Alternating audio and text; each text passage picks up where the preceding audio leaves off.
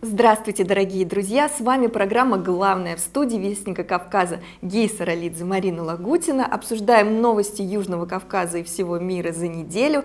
И сегодня у нас в гостях заместитель председателя Ассоциации российских дипломатов Андрей Глебович Бакланов. Андрей Глебович, здравствуйте! Здравствуйте. Добрый день, здравствуйте.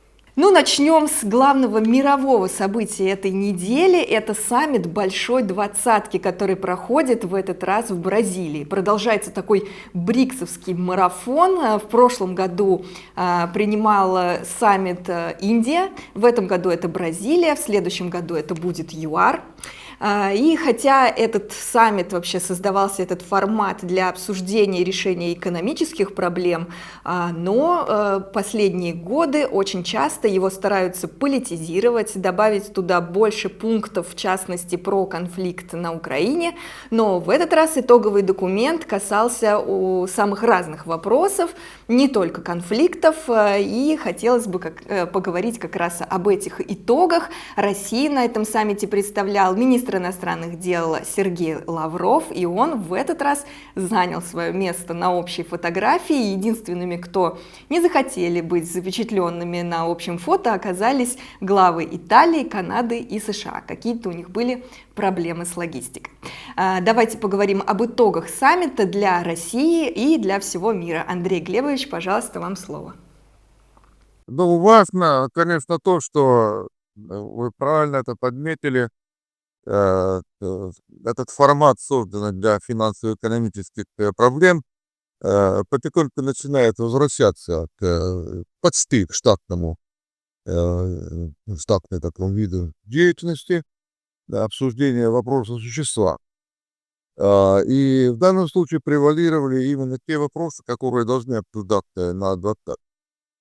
И, конечно, есть один серьезный такой подтекст, который в итоговом документе не виден, но он существует. Это два разных подхода. Наш подход Ирана, других стран, которые в настоящее время себя некомфортно чувствуют в нынешней финансово-экономической ситуации и пробуют создание каких-то альтернативных образований, включая БРИКС. И основная масса государств, которая более такую, что ли, позицию занимает сдержанную, боится сделать какие-то ошибки. Потому что финансово-экономические все равно завязки идут на политику. И вот чувствуется, что так же, как на БРИКСе, в принципе, в данный момент побеждает такая более осторожная, я бы сказал, консервативная линия рассмотрения существующих проблем. Ну, в данном случае двадцатка, она подтвердила свою собственную роль, так без лишней скромности назвали себя ведущим форумом международным по экономическому, финансовому сотрудничеству. Ну, и это тоже они показали, что новые структуры, которые создаются, они должны в увязке работать, и вряд ли стоит на них так уже полностью начинать переориентироваться. А если брать те приоритеты, которые были подтверждены, то они носят такой, я бы сказал, достаточно трафаретный характер, то, что называется социальная интеграция, устойчивое развитие, и реформирование института глобального управления. Мне кажется, что здесь интересно было только то, что четко достаточно прозвучал, хотя и очень кратко, тезис о социальном неравенстве в мире. И в отдельных государствах, если их рассматривают, и в целом в мировом масштабе.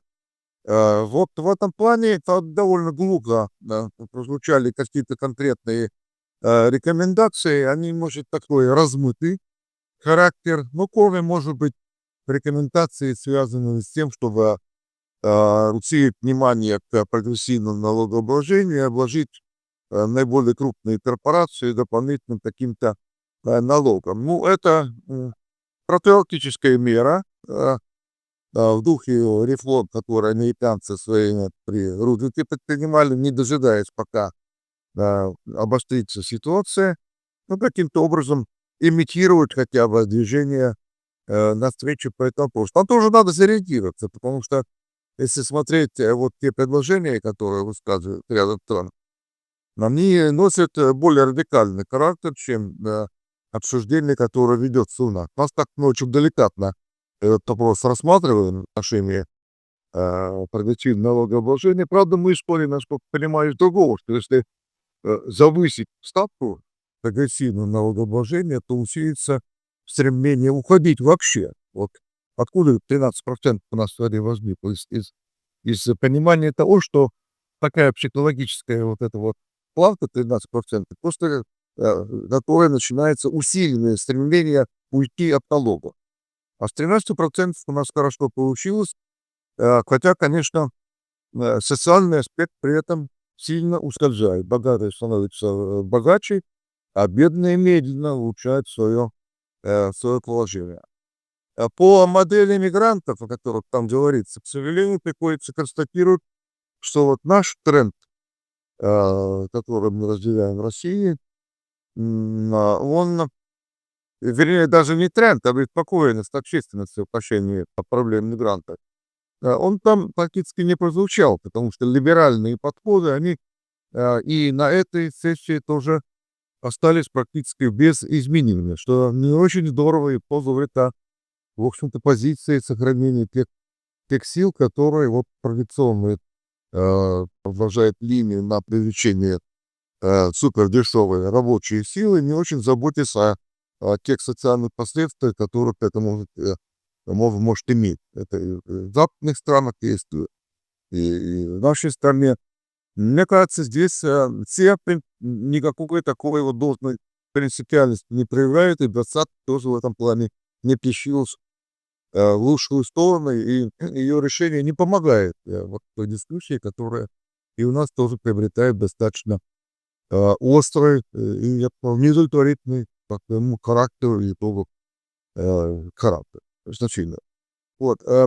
Ну, в целом, я думаю, что никаких новых открытий не было, но само по себе проведение двадцатки в штатном режиме это неплохо. Это говорит о том, что, в общем-то, шансы преодоления минусных таких острых кризисных моментов, они имеются. Но для нас это еще интересно было, вот то, с чего я начал, что мы строим сейчас новую такую модель, и недавнее проведение БИЦ показало внимание к этой модели. Вот двадцатка отразила то, что все понимают необходимость изменений, но пока чувствуется, что превалирует в целом такой осторожный, консервативный подход, который, ну, нам понятен, но не очень соответствует нашему настрою, потому что мы находимся под санкциями, и для нас изменение вот этой финансово-экономической модели является более жестким императивом, чем для других стран. Вот главные такие вот у меня впечатления, которые остались от простые документы и от той дополнительной информации, которая от наших коллег. Спасибо большое, Андрей Глебович. Ну, Ги, вы согласны, что этот формат такой более осторожный, чем хотелось бы с Андреем Глебовичем? Ну, мне кажется, дело не в том, что хотелось бы, он единственный возможный пока.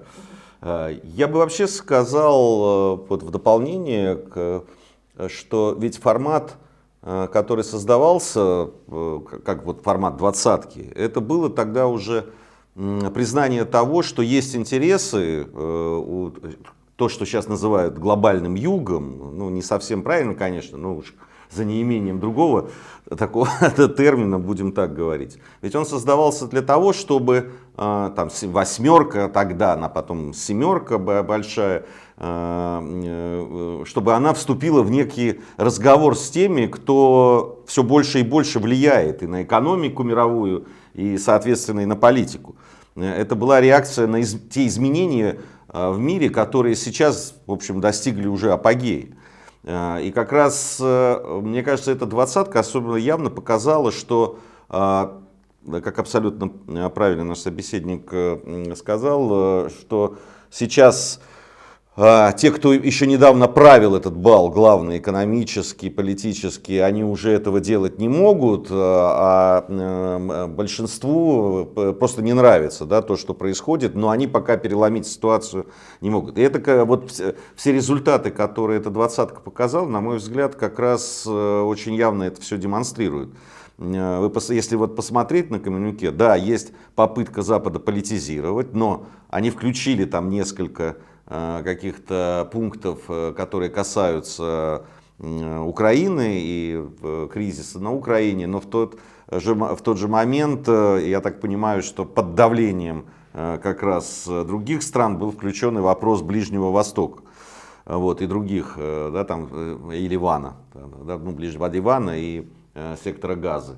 Как раз вопрос по поводу разрыва между богатыми и бедными, тоже, мне кажется, под влиянием, ну, там, глобального юга уж, или вот просто других стран тоже включен. Но это такой своего рода компромисс. И понятно, что все решения и все те заявления, которые будут сделаны, они вообще, вот очень хорошее слово, размыты.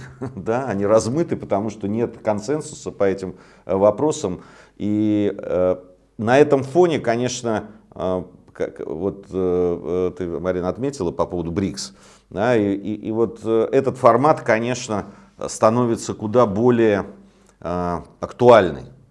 Да, вот на фоне такого противостояния, с одной стороны, стран, ну, условного Запада глобального и тех стран, которые сейчас добиваются того, чтобы в процессы мировые были включены в том числе их интересы. Вот мне кажется, это самое важное. И да, безусловно, экономика, в которой, собственно, было призвано заниматься двадцатка, а, собственно, интересы стран, которые считаются там самыми прогрессивными и самыми развитыми, да, чтобы они как-то согласовывались с теми интересами, которые есть у быстро развивающихся стран. Мне вообще все эти термины кажутся уже давно устаревшими, надо как-то их менять, безусловно. В этом смысле политология, на мой взгляд, и современная, она в большом долгу уже, ну, перед теми же журналистами, которые должны все это обозначать. Вот. Но факт остается фактом. Это, на мой взгляд, двадцатка еще раз показала, насколько изменилась ситуация. И как раз многополярность, вот это, о которой очень много говорят, это уже, ну, собственно, свершившийся факт. Другое дело, что пока сама система вот этих отношений, она пока просто не устаканилась. Ну, вот это такой мой взгляд. Ну, в следующем году нам анонсировали, что саммит двадцатки, который будет проходить в ЮАР, будет посвящен реформе ООН и вообще глобальным, ну, таким реформам всех этих глобальных институтов. Уже очень давно идут эти попытки, разговоры, переговоры. Будем смотреть, удастся ли ЮАР добиться каких-то подвижек в этом вопросе. Ну, возвращаемся к нашему региону Южного Кавказа. В Азербайджане продолжается климатическая конференция КОП-29. В течение недели принимались очень важные инициативы по поводу обмеления Каспия, по поводу зеленой энергетики, сельского хозяйства. В Армении главная новость этой недели – это смена имиджа Николы Пашиняна, который сбрил бороду, помолодел, и посмотрим, отразится ли этот новый имидж в его политических идеях. В Грузии продолжаются протесты студентов и оппозиции, но они пока остаются немногочисленными и нерезультативными. И вот на этой неделе, в течение недели, пришла такая новость из Абхазии, протесты в Абхазии. Там оппозиция, которая заявила о том, что она оппозиция буквально вот в течение этой недели, потому что там собраны абсолютно разные люди, и обычные граждане, и представители НПО, разных движений, партий. Ну, в общем, это просто объединившиеся такие люди, которые выступают против ратификации договора России и Абхазии об защите российских инвестиций. Абхазы боятся, что российский бизнес скупит все апартаменты и отели в Абхазии, и абхазский бизнес сильно пострадает. В итоге президент Аслан Бжания ушел в отставку, и вот как бы такая ситуация. Пока непонятно, что будет с этим договором. Хотелось бы поговорить о том, какой взгляд из России на эту ситуацию, и как протестующие, потому что говорят, что они не против России, а именно конкретно против этого договора, и вообще, как можно на нее смотреть и что будет дальше. Андрей Глебович, пожалуйста, ваше видение как дипломата. Не только как дипломат, но там человек, который очень хорошо Абхазию знает, я с ним очень показывали традиционно, очень близко связан, с семьями, поддерживал отношения при всей юридической. Поэтому то, что там происходит, у меня еще такая собственная информация с информационной пакеты. Да я там бывал, в том числе и с официальными делегациями на инаугурации президента и так далее приезжать.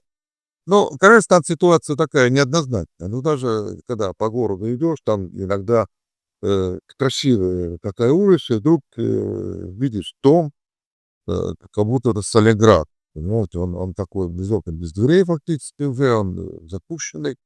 Говорят, что там местные жители его не хотят покупать, потому что плохая примета оттуда, ну, убежали какие-то жители, считают, что в дом несчастливый лучше не въезжать. А иностранцам, в том числе русским, они не хотят продавать. Ну, в последнее время это немножко урегулирует проблема, но она отражает вот это вот определенные противоречия внутренние, связанные с очень таким рачительным и осторожным отношением к проблематике собственности в Абхазии, потому что они считают, что республика небольшая, каждый дом это ну, часть национального достояния.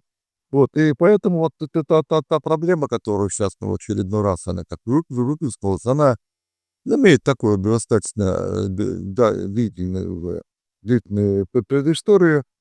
Я думаю, что удастся как-то все это решить. Главное, что здесь вот нет, не было такого действительно контекста, связанного с отношением к России в целом. Опасается какого-то конкретного российского бизнеса, но мы с вами тоже его опасаемся, потому что бизнес, он пока ведь это же категория сложная, с элементами личного такого соперничества друг другом, это капитализм.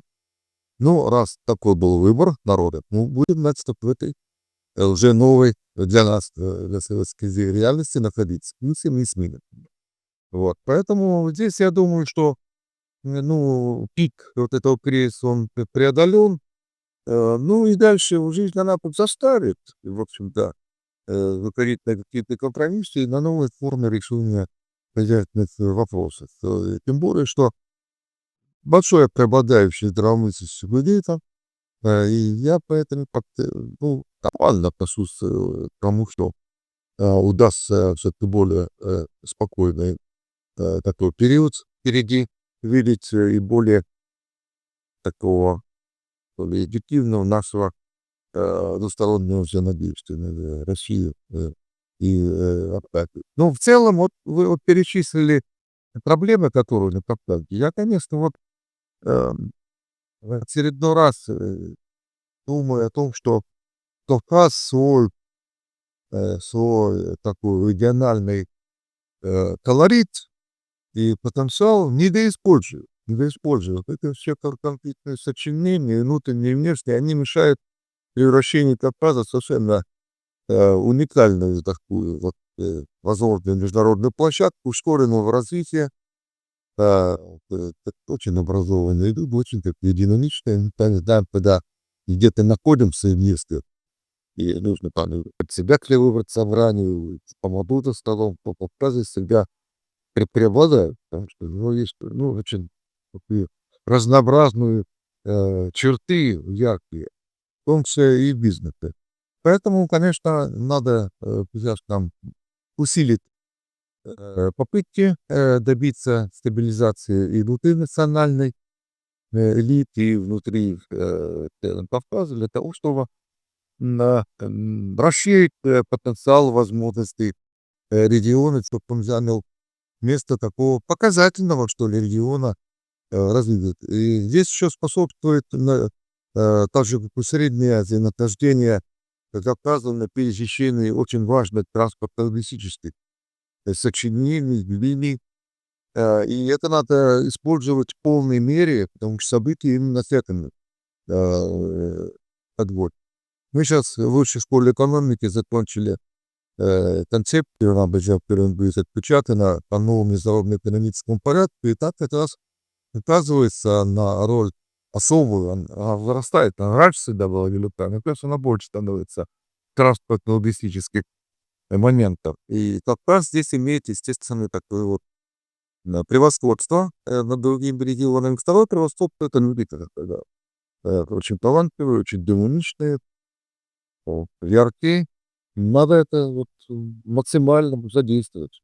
Спасибо большое, Андрей Глебович. Ну вот во время этих протестов, там 15 числа самая была такая фаза, когда начали брать административные здания, власти Абхазии заявляли о том, что там прослеживается еще и след иностранных спецслужб. Вот, Гей, как вам кажется, все-таки есть это что такое, или это действительно чисто вот местное население? То есть, ну, если там в недалекую историю всматриваться, то каждые примерно 3-4, там, ну, от 3 до 5 лет в Абхазии случается кризис, похожий на то, что произошло. По разным поводам, там поводы разные, но примерно одинаковая подоплека. Она, на мой взгляд, она абсолютно экономическая. Вот, небольшая республика, да, там, ну, там, по самым оптимистичным, там, это где-то в районе там, чуть больше 200 тысяч, но это мигрирующее население, то есть там постоянно проживающих еще меньше. То есть это республика, где каждый знает каждого, где все знают, что есть ну, такие определенные кланы, за которыми там закреплены, да, там, те направления, по которым идет, да, там, финансовые какие-то интересы. Ну, прежде всего, это, конечно, торговля цитрусами и туризм. Ну, вот, собственно, главные богатства Абхазии. Конечно, это побережье, да, прекрасное, с великолепной абсолютно природой, возможностями пляжными, там, отдыха и в горах, и прекрасные озера, и леса и так далее. Конечно, это, которое еще находится прямо под боком у России, да, с ее все время проблемами с пляжным отдыхом там, и так далее. Конечно, это золотой берег просто.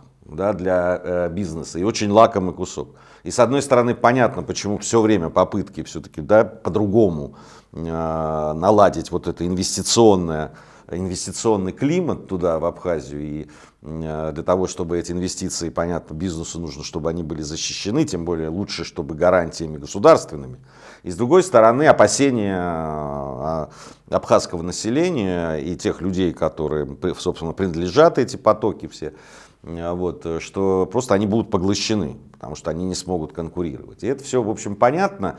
Вот. Что касается того, используется ли это как-то иностранно, мне кажется, конечно, безусловно. Любая возможность, да, какой-то дестабилизации рядом с Россией, да, там, по отношению к России, использовать какое-то недовольство, в том числе там, ну, вот каким-то там, да, инвестиционным вот этим обсуждением вокруг инвестиций в Абхазию, конечно, ими пользуются. В Абхазии, хоть это небольшая республика, но определенные там и через НКО, НПО всякие, да, которые с не очень прозрачным, прямо скажем, финансированием. И вообще я считаю, что я далек от какого-то рода там завиральных идей и там всяких теорий, вот, но мне кажется, что обострение определенное политическое, вот такое сразу и в Грузии, да, в Тбилиси, и в Сухуми, но оно не может быть просто так. Я не верю в такие совпадения. И понятно, что вот по времени совпавшее такой кризис, он, безусловно, им пытаются воспользоваться в том числе и страны, может быть, и не региональные. Вот, поэтому вполне допускаю, хотя вот прям открыто сказать, что вот я знаю это, конечно, не могу. Вот, но я абсолютно уверен, как Андрей Глебович сказал, отметил, что, конечно, это будет урегулировано, скорее всего, будут приняты там или новым уже там, правительством, новым президентом какие-то более гибкие формулировки, какие-то будут приняты. Но дело в том, что, мне кажется, и в самой Абхазии понимают, что ну, вот та ситуация с экономикой, с инфраструктурой, которая сейчас в республике существует, она дальше продолжаться не может. Рано или поздно ну, все равно придется что-то предпринимать. Просто заморозить, законсервировать эту ситуацию просто так не удастся. Потому что сейчас для многих, тут же ведь есть еще очень такая психология. Обратите внимание, что пишут там в комментариях вокруг этих новостей простые люди в России. Да, они говорят, что они же не очень сильно там начинают разбираться в местных там проблемах. Они пишут, что как это так? Там большинство граждан Абхазии российские граждане. Значит, российский бюджет помогает там бюджетникам абхазским, выплачивая там врачам, учителям и так далее. А как только инвестиции защитить российские, тут все против. И видят в этом, конечно, антироссийский подтекст. Вот, которого, может быть, чисто антироссийского-то и нет. Но с точки зрения информационной, выглядит это в глазах большинства российских граждан очень некрасиво. Что деньги-то вы наши берете и на них живете, и с туристами наших живете, а значит наши инвестиции почему-то не пускаете. Ну, поэтому, конечно, это должно быть решено там, с какими-то компромиссными решениями, безусловно, для того, чтобы разрядить эту ситуацию. Я думаю, что это будет сделано, вот, как обычно это происходит, вот, не без потерь для обеих сторон, но все же. Ну и к тому же, правильно, Ги, вы сказали, что какой-то прогресс все равно должен быть, невозможно законсервировать. И те же туристы российские пишут, ну дайте российским войти, и сразу сервис взлетит, и сразу условия и так далее. Ну и последний вопрос, который хотелось бы обсудить. Иран на этой неделе заявил, что может поменять свою ядерную доктрину. Министр иностранных дел Аббас Аракчис после того, как делегация МАГАТЭ посетила страну, сказал, что если МАГАТЭ примет антииранскую резолюцию, то будут предприняты меры вплоть до изменения ядерной доктрины. И там даже некоторые депутаты иранского парламента призывают уже в открытую создавать ядерное оружие и так далее. На этой неделе президент России Владимир Путин подписал указ об основах госполитики ядерного сдерживания. Этот указ дополняет и там немножко изменяет документ, который был принят в 2020 году. И вот такой глобальный вопрос, что за ядерные тенденции и стоим ли мы на пороге ядерной войны. Андрей Глебович, вам слово. Ну, начнем с Ирана. Ну, я свою собственную точку зрения выскажу, хотя я думаю, не надо прислушиваться, потому что 50 лет занимается этой проблематикой, и военной, и вот, иностранными. Но, конечно, все это чисто спекулятивные разговоры про ядерное оружие на Ближнем Востоке. Даже маленькая тактическая ядерная бомба, которая где-то упадет, это будет экологический ужас для всего региона, включая ту страну, которая будет делать бомбардировку. Поэтому разговор про ядерное оружие Израиля, что он нанесет по Ирану, или что Иран нанесет по Израилю, это такой спекулятивный характер, это пугание друг друга. Но, правда, очень опасное, неприятное. Потому что, как вы резонно говорите, общая планка вот ядерной такой опасности, они в результате таких вот даже пустить в своем основе разговору, она очень серьезно и опасно повышается. Кроме того, я полностью включаю возможность того, что Иран может произвести хотя бы минимальное количество именно оружия. Как только к этому приблизится, учитывая плотный контроль израильских спецслужб за тем, что происходит на территории Ирана, как это было в свое время с уничтожением Таммужа, реактора на территории Ирака, этот объект будет уничтожен точечным ударом, не в виде войны, а в виде точечного удара. Поэтому это все, вот то, что в Иране происходит, это понятные такие эмоциональные политические попытки поддавить в ситуации, когда они чувствуют, что в отношении них много-много лет проводится абсолютно несправедливая, высаженная из пальца агрессивная линия со стороны некоторых региональных сил и Соединенных Штатов Америки и стран Запада. Им, конечно, это все надоело, и они хотели бы выйти из этого. Переговорно это не получается, но тогда попробуют. Вот может быть, надавить каким-то аргументом силовым. Но это тоже ничего не даст. Вот теперь, что касается ядерной нашей доктрины. В общем-то, этот вопрос, он назрел и перезрел, и не случайно об этом такой национальный форум задавал вопрос, так сказать, недавно Карагара, собственно говоря, он подтолкнул более быстрое решение вопроса об издании новой концепции. Но я думаю, что концепция сама по себе очень важный документ, но еще важнее общая наша так сказать, готовность к отпору, ну и общая наша готовность к тому, чтобы ну, чувствовали, как это в доктрине сказано, неизбежность наказания того, кто на нас нападает. Но у нас, к сожалению, 50 лет уже линия на такую супер сдержанную позицию. За это время мы сдали очень многие рубежи, которые были кровью завоеваны во Второй мировой войны. Мы вывели войска из европейских стран, развалилась наша военно-политическая организация, Варшавский договор, мы позволили приблизиться НАТО к нашим границам и так далее. Это такие стратегические серьезные отступления, и Запад к этому привык, и поэтому он наглеет на глаза.